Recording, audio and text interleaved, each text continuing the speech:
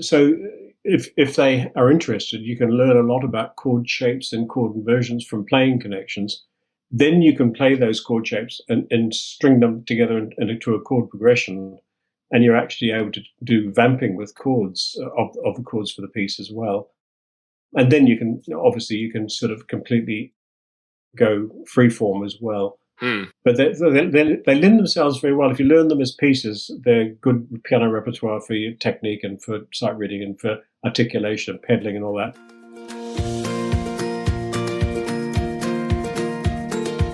Well, howdy, teachers of the world. It's great to be with you again today for another episode of the Topcast. This is episode number 229. And if you'd like to find out more about today's episode, grab a transcript, anything like that, head over to topmusic.co/episode 229 for all the details and show notes. Now, this is your last chance to sign up for our 5-day challenge. It's coming up next week. So make sure you head over to topmusic.co/challenge to find out exactly what's happening and what we're talking about and how much it's going to impact you and your students for the rest of this year. It's going to be so much fun. I can't wait. We've got 5 days, and they're not full days, by the way. They're just 30 minutes per day with some actionable homework each night to do to progress and improve things, and then you can bring them back for the next day and ask more questions. And we're doing it over 5 days towards the end of February. It's going to make you the coolest teacher on the block by far. Your students are going to love the things that you're going to be able to do with them after this with confidence, because we're talking about those no-book teaching techniques, and in fact our top 3 that are going to absolutely hook your students this year. Even if you have explored a little bit of some of my no-book techniques, then this will actually get you to take that extra step and take action on those things, because as I said, we're going to be giving you the skills that you need and then giving you the tasks that you need to do them to give you that confidence. I cannot wait to start this. It's going to be held at the end of February with Sarah Buckley, our marketing manager here at topmusic.co, and it's going to be an absolute blast. So make sure you head over to topmusic.co/challenge. So today on the podcast, I'm catching up with an old friend, and probably an old friend of many of yours as well. It's the wonderful Christopher Norton, who almost really needs no introduction, but just for some background, he's a composer, arranger, educationalist and producer, and he's universally regarded as a leader in his field. He was born in 1953 and actually was a New Zealander, but now based in Canada.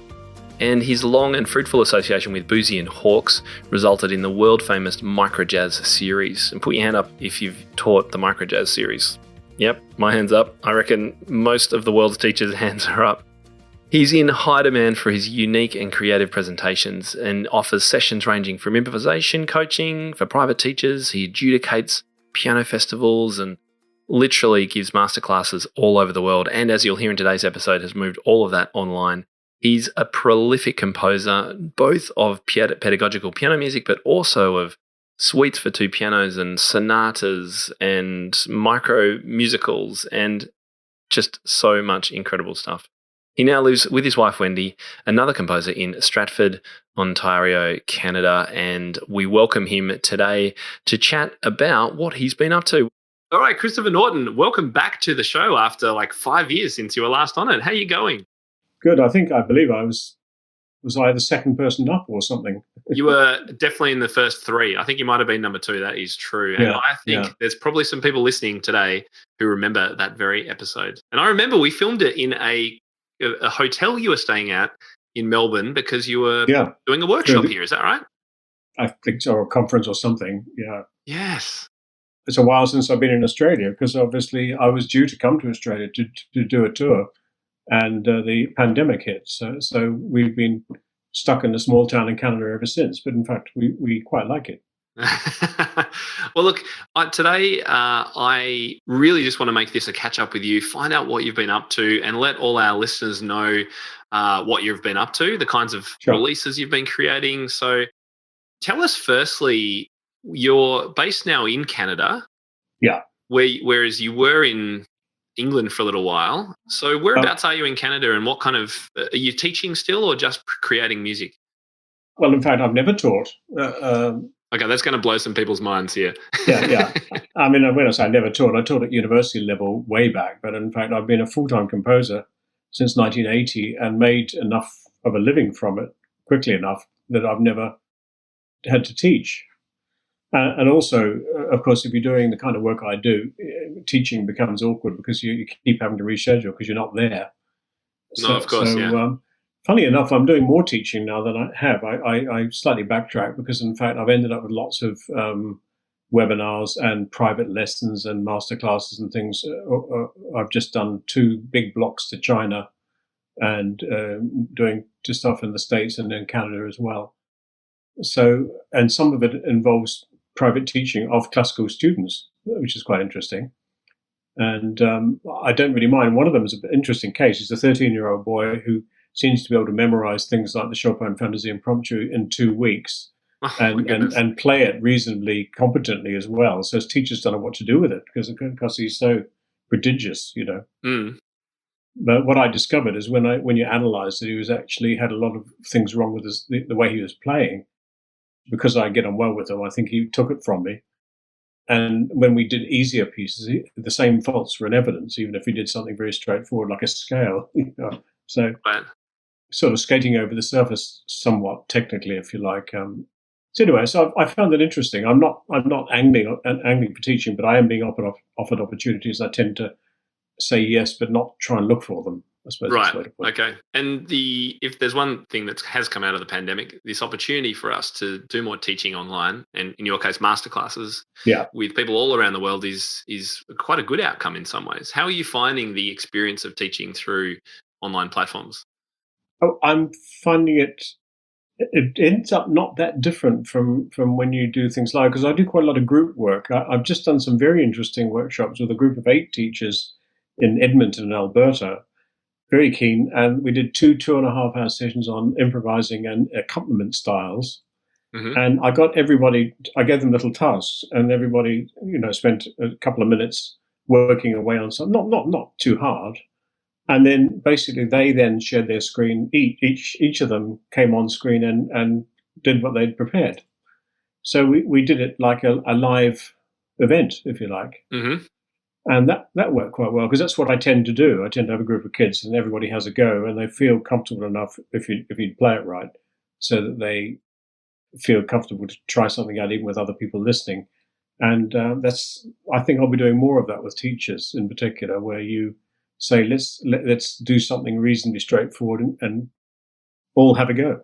Yeah, mute yourself while you practice. Here's 5 minutes, because you're at a piano, and then each in turn can perform it. I spoke at Paul Adrea's Piano Connect just last weekend, and I noticed for the first time then the advantage of a conference where everyone's at home in front of a piano is actually really, really good, because people can demonstrate things and you don't have to have a room full of 30 keyboards, which is quite hard to find. Yeah. And in fact, the sound, particularly for things like that, the sound quality isn't quite so important.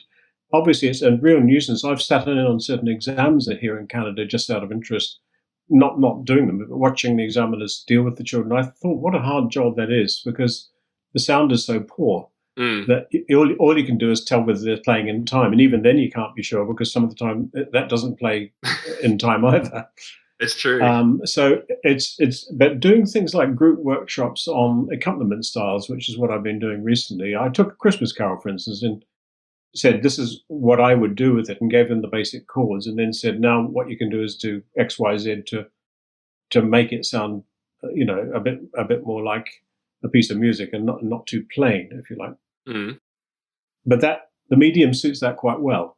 I think there are some things it's good for. And what can you do? I mean, I'm not going to go to Alberta and fly all the way there and then talk to a group of 8 teachers and risk spreading a pandemic. Right. So we are kind of stuck with it for the time being. Are you coming out the other side somewhat in Melbourne? We are. We've we had we've had the harshest lockdown in the world through our winter, which is the middle of our year, because a second wave hit us, and it ended up eradicating the virus, which wasn't even the plan, but it's happened. So we went for, I can't remember, 60 days or something with not a single new case. And then we got a few, and then it went away again. So we're actually enjoying a relatively normal existence here, which I don't say gloatingly, because I know exactly what everyone in lockdown countries is going through right now, because we went through it all. Yeah, particularly America, because I mean we've got a lockdown here, but there's very few cases where we are in Stratford, relatively, but they have to lock down because there are some. You know what I mean? It's mostly nursing homes, Right. rather than the general public, if you like, which are being affected. So.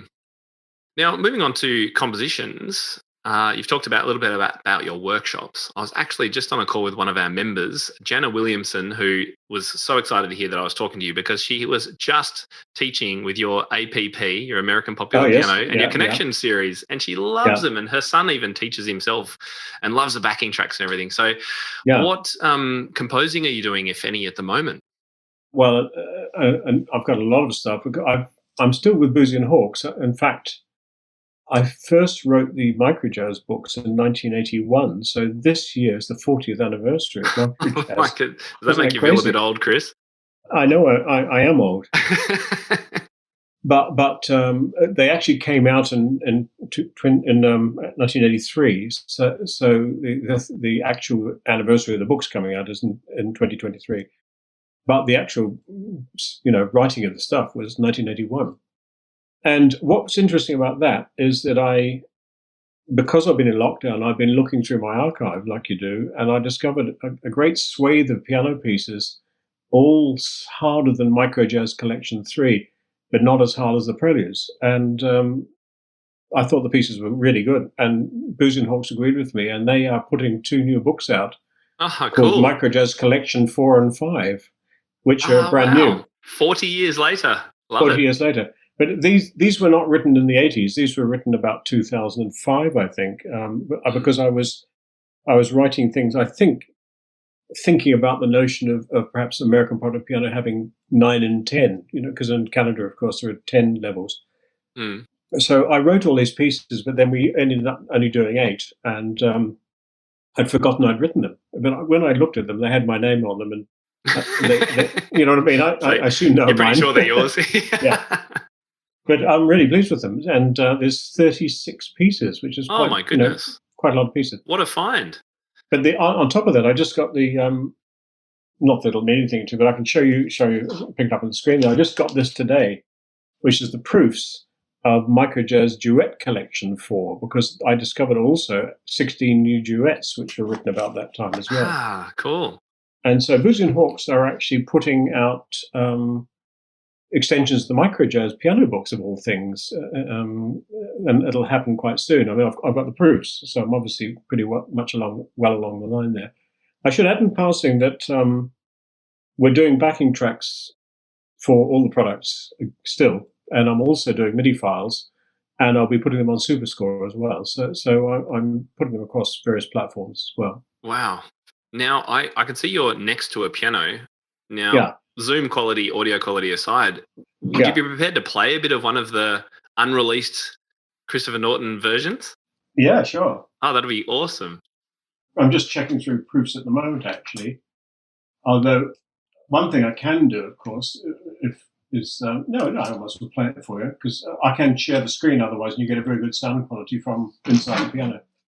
But here's a few bars of something called Gypsy Swing. Can you hear that all right? Yep. So...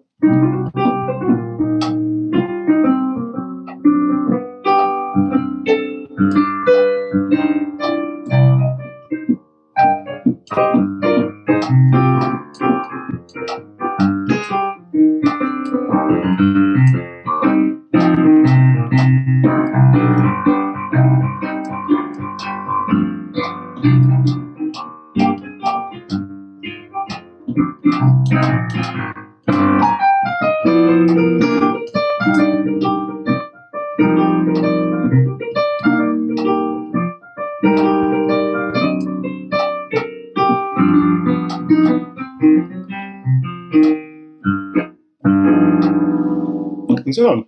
Nice, I like it.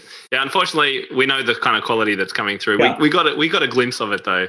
Very groovy, Chris. Yeah, but they're very attractive tunes, because I'm a tune writer deep down, and but yeah, that's one of 36 new pieces which I'm really pleased with. So that's very exciting. That's very good. Has Boozy given you a release date for that for people to look out for? I think it's probably going to be, March or something. I mean, it's going to be quite soon. Great. That's very exciting. Yeah. But the other thing which is interesting, this may or may not mean anything to you, but I came to Canada partly because I married a Canadian in 2014, and she's also a very good composer, and she and I have written 30 musicals for schools between us.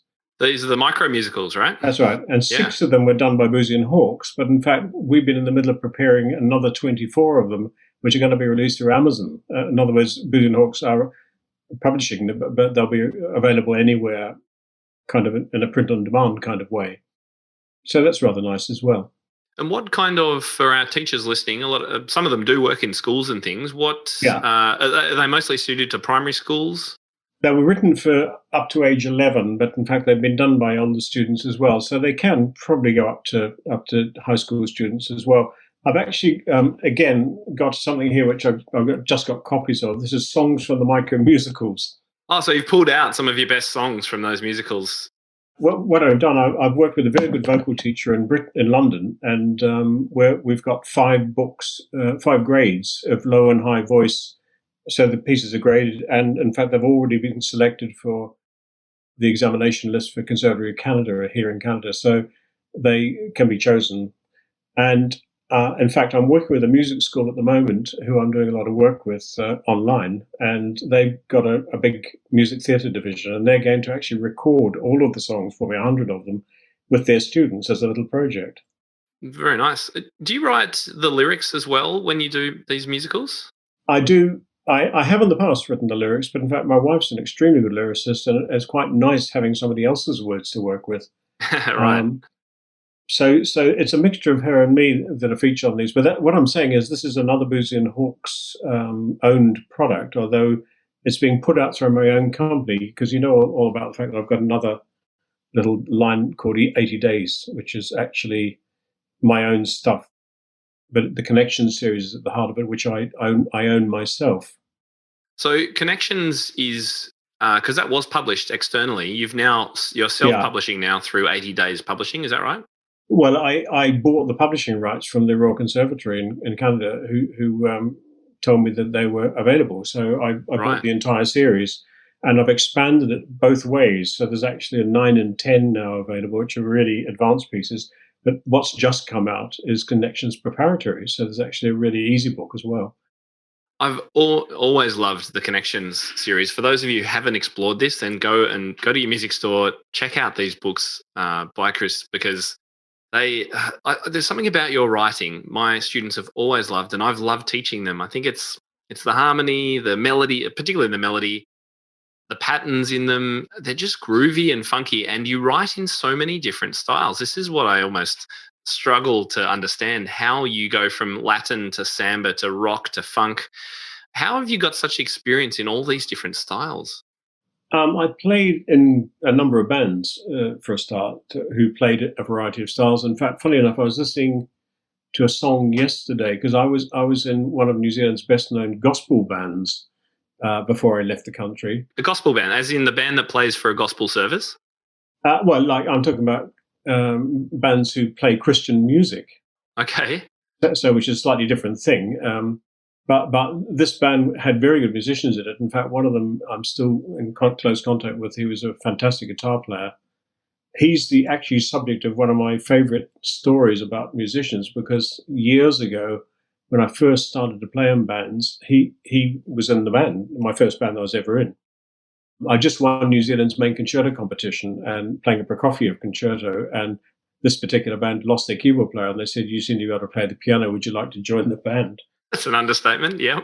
And but I'd sort of played by ear and all that, but I'd never really kind of played in a band before. But I loved his improvising, and I said to him, "What's your secret?" And he put 2 fingers up, and I said, "I thought, here it comes." And he said, "Pentatonic minor and pentatonic major."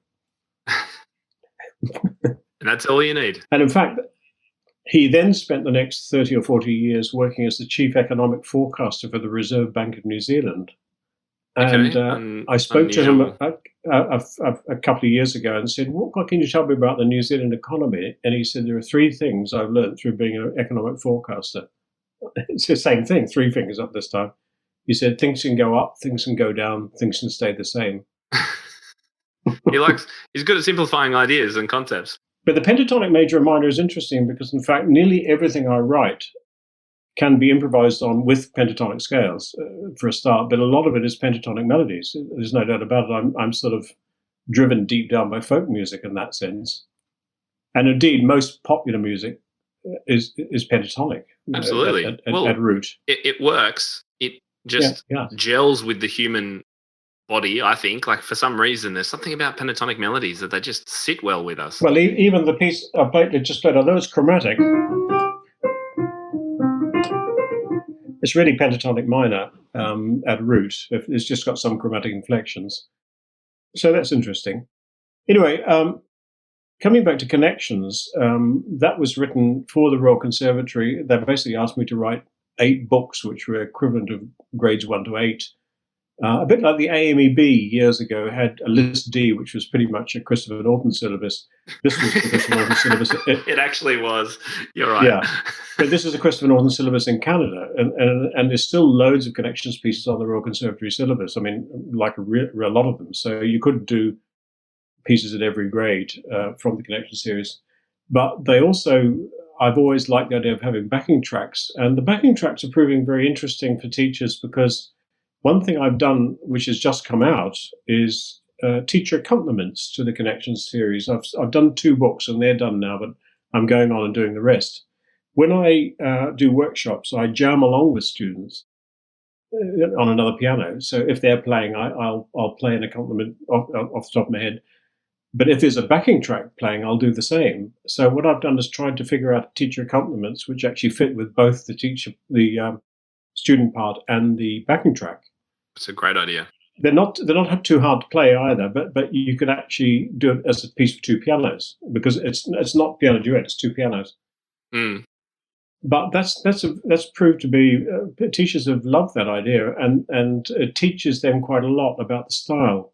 Because the thing about the backing tracks, that's what it is apart from the idea of being able to create an accompaniment which feels idiomatic, you're learning how to play a style.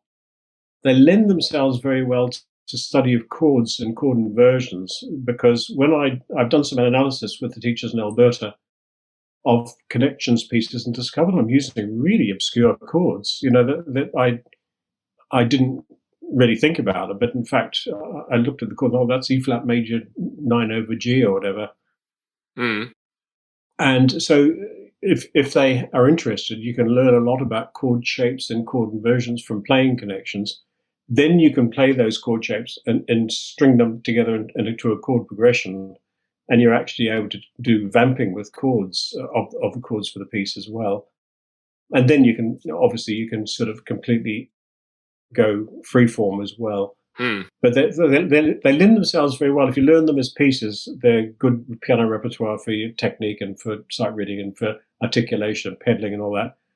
But there's also a hidden agenda with Connections and with microjazz that they actually are a whole kind of repository of musical styles, which you can explore in depth or very much simpler than in depth as well. Mm. And I know when I've done these things with teachers, they love the fact that, like, I was doing something with them where I just had C7, and then F7 and G7, and they were easy to. They picked up those particular inversions straight away. That was easy for them. And then I said, "Now we're going to play the whole chord progression with the track."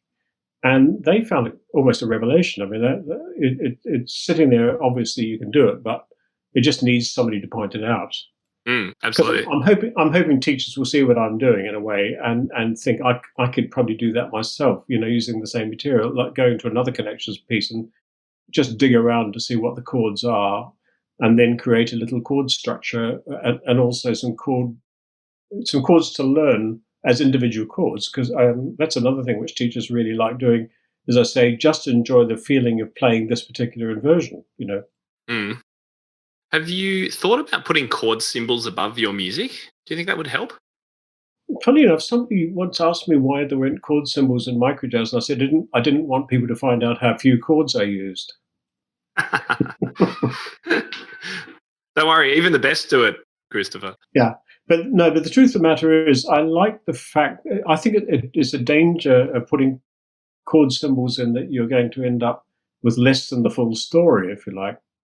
I mean, are you going to put all? If I was going to put all the chords in, for instance, the piece I just played, so C minor to C minor of a B flat. But the next chord is A minor 7, and then D7 flat 9, and then G minor, and then A minor 6 over G. What I'm saying is, if you put the chords in, it looks fearsome. Starts to get quite complicated. It starts to look like a jazz chart, and in fact, I think it's quite nice that without the chords, I can kind of do much more simplified versions of the chords, which are very effective, which children or teachers can learn without having to know all that jazz theory. No, that does make sense. I've often wondered about the chord symboling and how that's used, because it's obviously used lots in pop music. It's always there for guitar players to play along with, but less so in piano repertoire, even though it can be helpful. But I can also see that concept of if you've got 4 chord changes in a bar and there's lots of flats and sharps and pluses and minuses and slashes, then it does start to look quite confusing. Well, one thing that's interesting is I'm getting the Microjazz Collection 4 and 5 pieces. I'm putting backing tracks to them. I'm using a very good drummer in Britain who's doing drums to it. I'm providing the piano parts.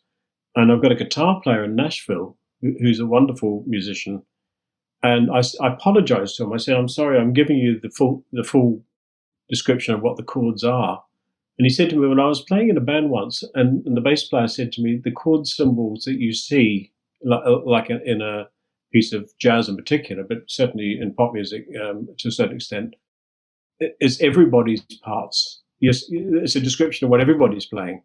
That doesn't mean you play all the notes. Yeah, I understand. That makes sense.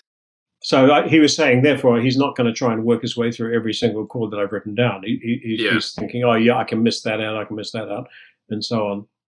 I always use it as a shortcut as well, which isn't always the best thing. But if there's chord symbols written there and I've got to sight read something and it's not that easy, then I fall back on the chords every time. Which is why Hindemith is one of the hardest people to sight read. Yes. I've had to try and play the trumpet concerto piano part, and I basically wanted to crawl into a hole and pull it in after me. Because there is no way you can figure it out by looking at it and thinking, oh, that's A7 flat 9 or anything. There isn't anything like that. There's no reference. It's awful. Oh, I'm glad I'm not doing that kind of level accompanying anymore. That is for sure. So what's the future looking like, Christopher? You've got a lot of projects on the go now. Is there any end in sight with the ideas in your head that you can get out there? Well, at the moment, I'm working on. I'm just trying to work out what I am working on, because I'm largely working on the 80 days new things, the connections things, which we've expanded the series quite a bit. I've done a series of preparatory duets, which are also out, and the teacher accompaniments, which is a lovely idea. I think I'm going to continue that up the series. So it's mainly kind of tinkering around with the existing series as much as anything else. I've also done various concert pieces. I mean, the famous example being the piano sonata done for Giovanni, who we so miss. Oh, of course, yes. I remember that. That was amazing. I've got a very fine Chinese pianist I'm working with called Ernest So, and he's actually premiering my Bulgarian suite for solo piano, which is written for a Bulgarian pianist. So it's using Bulgarian folk songs, and that's quite an astringent Bartok-style suite, if you like. I'm also looking to write something which is quite hard, which is a piano trio. There's a piano, violin, and cello for Angela Turner's ensemble. Oh, Angela in Brisbane here in Australia. And Brisbane, yeah. And also a second piano sonata, which is being premiered by a Canadian pianist who does a lot of work in China as well. So, is that already written? It's already written, yeah. Wow. Do you enjoy writing those big scale works? I do, yeah. I mean, I'm not sort of I don't really have any agenda in a funny kind of way. Things come up, and I just do them when they come up. I'm not thinking I've got a symphony inside me or anything. I don't know if I have or not, but I if a big thing comes up, I'm happy to have a go at it, and I'm particularly pleased with the 2 piano suites, which are quite large and have been commercially recorded as well. And again, Angela Turner and her partner in Brisbane did a wonderful job with my Italian suite. So I've had some very fine Australian performances of things as well. The other thing, which is a big project which I'm working on, which I'm just mentioning this in passing because it's so interesting. As I said, my wife is a very good composer, but she's got that real melodic gift. And years ago, I produced a whole series of albums. I've done a lot of record production over the years called the Hymn Makers, which were basically taking famous hymn writers and recording with choir and organ or choir and piano, mostly with the adult choir from Coventry Cathedral. And we sold 500,000 of them altogether. So it was a big series. Jeez. And I was contacted by someone who's high up in the Methodist Church about 6 months ago, perhaps a bit longer, who loved one of the settings I'd done of a piece by Charles Wesley, which was a new tune to old words, basically. And he said, I've got a whole lot of really fine lyrics here, which have never really caught on because nobody's ever written a decent tune for them. So I actually got my wife to write 20 tunes for it. And what I'm in the middle of at the moment is doing a big multi-track project with singers from all over the world and a guitar player, again, in America, a harpist in Edinburgh. There's all sorts of people providing things for me to create a big multi-track recording of these 20 hymns. And I've done all the arrangements, and we're putting that out through 80 days as a book. So one thing which we're doing, which you may be interested to hear, is that book in particular, but also connections. We're going to gradually make them all available as ebooks. Yes, I saw that Trinity is releasing their latest series as ebooks. Now, the advantage of the ebook is that, like the hymns, I've actually got the piano parts. This is something I've been working on assiduously over the last week or two. The piano parts, I've done recordings with a very good piano sound, and they're exactly the same as the music. So you actually have an embedded performance, which is the same as what you're looking at when you look at the sheet music. And you can turn it on in the ebook. And of course, when you turn the page, the music doesn't stop. So it's not like it's chained to the page you're on, which is good. But the other thing we're doing is embedding a second track, which is the recording with full-blown band and singers and everything. So you're actually getting two versions, one the demonstration recording of just the piano part, and the other the demonstration recording with everything. Right, understand.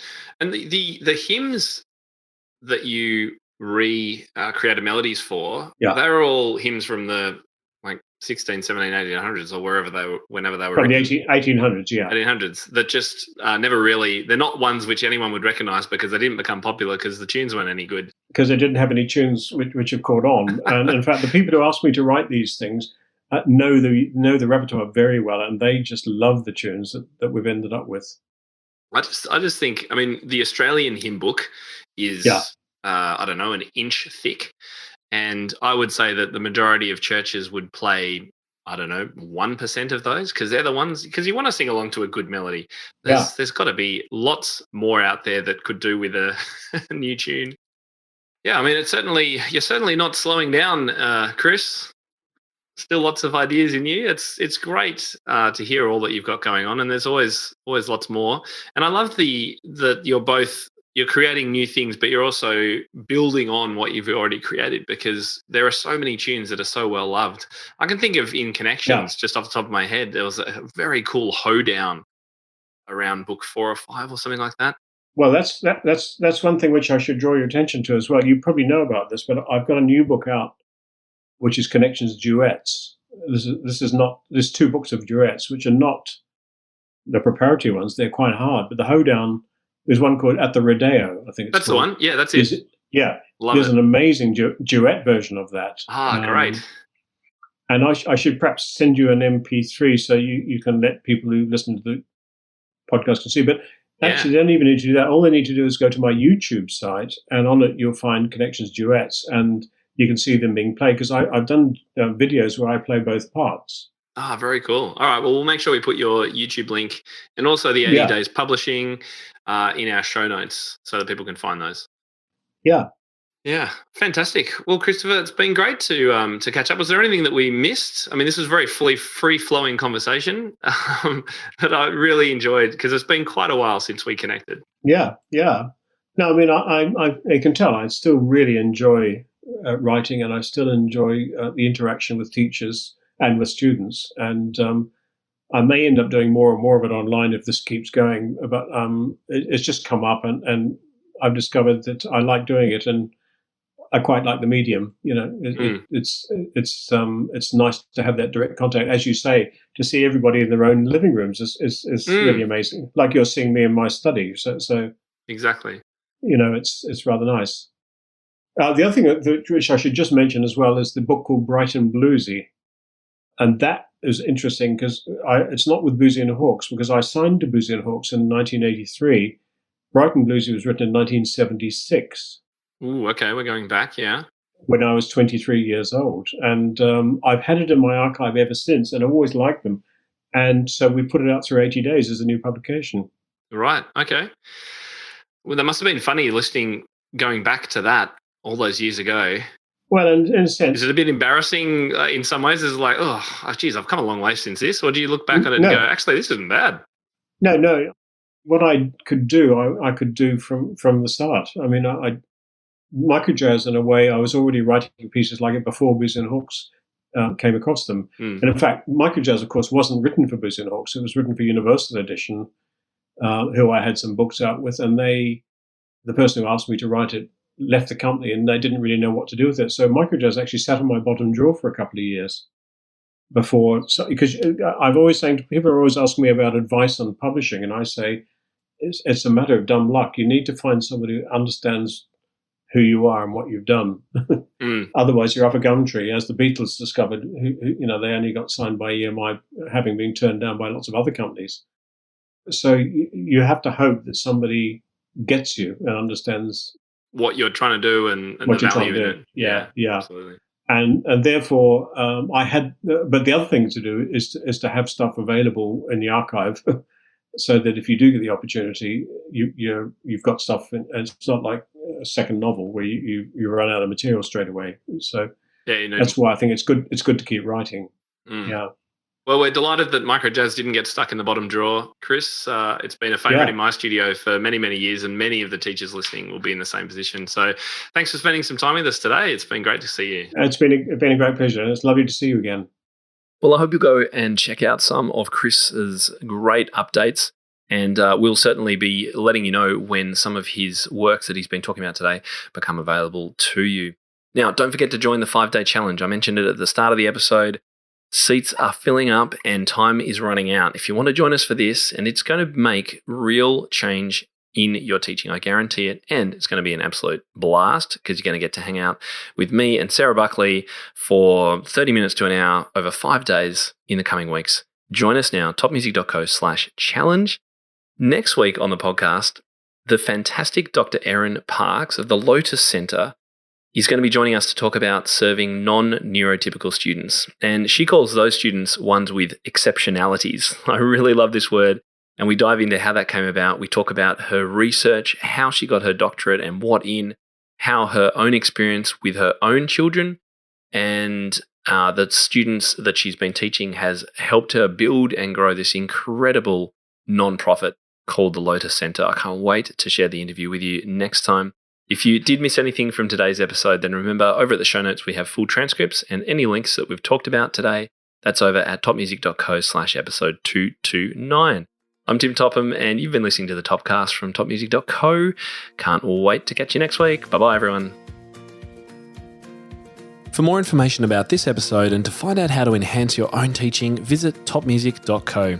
You'll find everything you need for your studio, from lesson plans to cheat sheets, quick win teaching ideas, and guides on how to build your teaching business. Plus, you'll be connected to a global community of the world's top music teachers. And when you're ready, join hundreds of other teachers around the world by becoming a Top Music Pro member and get access to all our bonus content and flagship courses. And don't forget to follow topmusic.co on social media and subscribe to this podcast wherever you listen to it. That's all for today. We'll see you in the studio.